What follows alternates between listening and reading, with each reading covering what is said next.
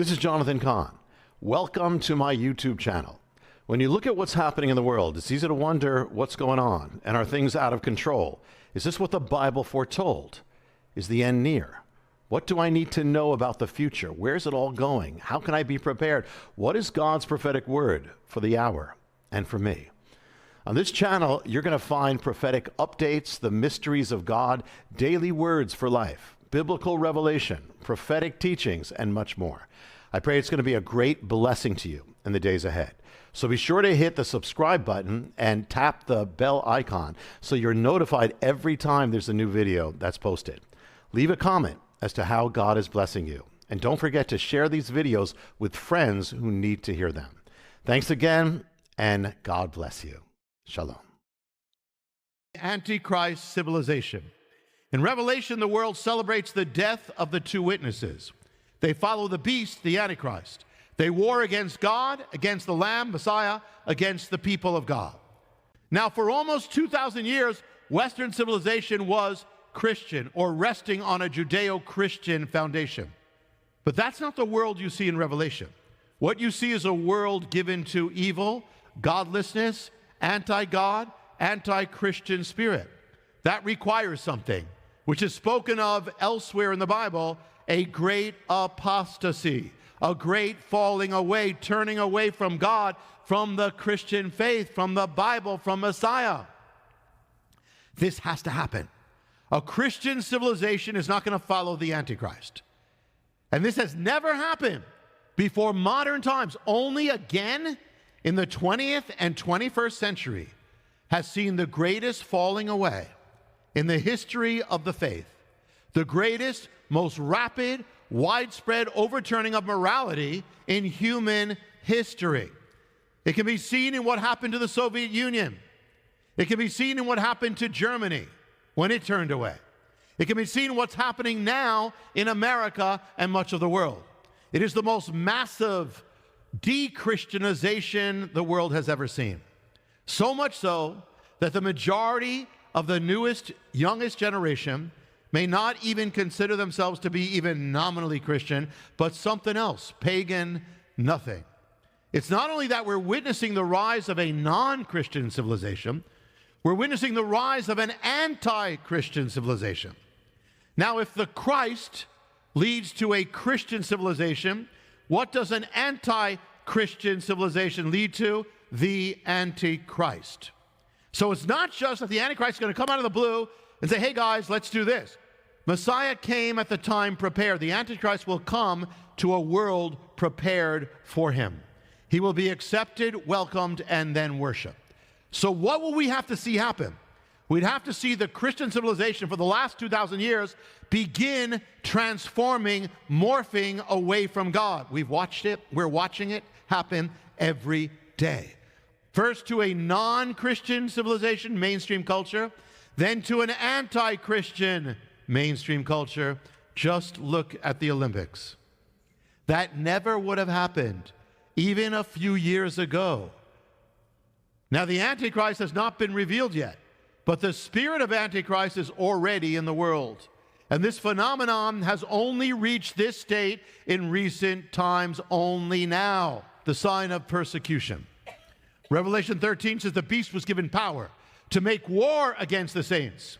Revelation 16, they have shed the blood of your saints and prophets. Revelation 17, I saw the woman. She was drunk with the blood of the saints, the blood of the martyrs of Messiah, Yeshua, Jesus. When I saw her, I marveled greatly. I saw the woman was drunk with the blood of God's holy people, the blood of those who bore their testimony to Jesus. The book of Revelation reveals that in the last days, the people of God will be persecuted, even killed. Now, the people of God were persecuted in Rome at the dawn of the age. But once Rome and the West became Christianized, that wasn't the case, at least not blatantly or openly. They would never persecute in the name, against the name of Jesus. That's been the case. But increasingly, it has not been the case, but now it is again. Christians are being persecuted not just in Muslim countries, not just in communist China, but in the, quote, Christian West, the apostate West. Only in recent years in Europe have Christians been put on trial because they quoted the Bible or followed their faith. So too in Canada. And in America, it's coming. The present Department of Justice has been weaponized, has been seeking to throw pro-life protesters into prison, old grandmothers into prison. We are watching the beginning of the censoring of the gospel, the banning of the gospel, the mocking of the gospel, the hatred and marginalization of God's people. That's new in the West. And that is the preparation needed for the book of Revelation. And that's not even to mention that the greatest error of persecution since the first century, actually including the first century, was not the first century, it's now. More Christians are being persecuted now throughout the earth than have ever been persecuted in the history of the age. The Euphrates. Revelation 16, the sixth angel poured out his bowl on the great river Euphrates. And the water was dried up to prepare the way for the kings of the east. According to the book of Revelation, the great Euphrates has to dry up. Well, the Euphrates has been running since ancient times, but it says it'll dry up. Interesting, because one of the news stories in recent times, you know what it is? The Euphrates rivers is starting to dry up. Could that be part of what is described here? You decide, but it has never been before. It's only happening now. One world. Revelation 13, he calls all, both small and great, rich and poor, free and bond, to receive a mark on their right hand or on their foreheads, that no man might buy or sell except he had the mark, or the name of the beast, the number of his name. The mark of the beast, what will it be? A code, an implant, we don't know, numbers. But here's the big picture. There's no way man could ever cause all the people of the world to receive a mark, or have the ability to cause the world, everyone, to buy or sell or not buy or not sell. The Emperor of Rome could never do that. He could never affect the people of New Guinea. It was never possible. The only way it could be possible if there's a one world state.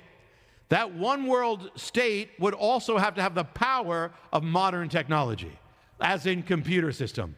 It is what China is implementing right now, total surveillance of their people, a total credit system that if they are judged as positive to communism, they are given privileges to buy things. If they are not, they will have tickets denied, they will have their bus ticket denied, they will have their children's education denied. It's happening. Could this happen? And we have it in America too. It's beginning. Banks can defund you if they disagree with your conservative stance. So all this can only happen, as it says in Revelation, if there's a one world state with the technology that we only have now. Only now.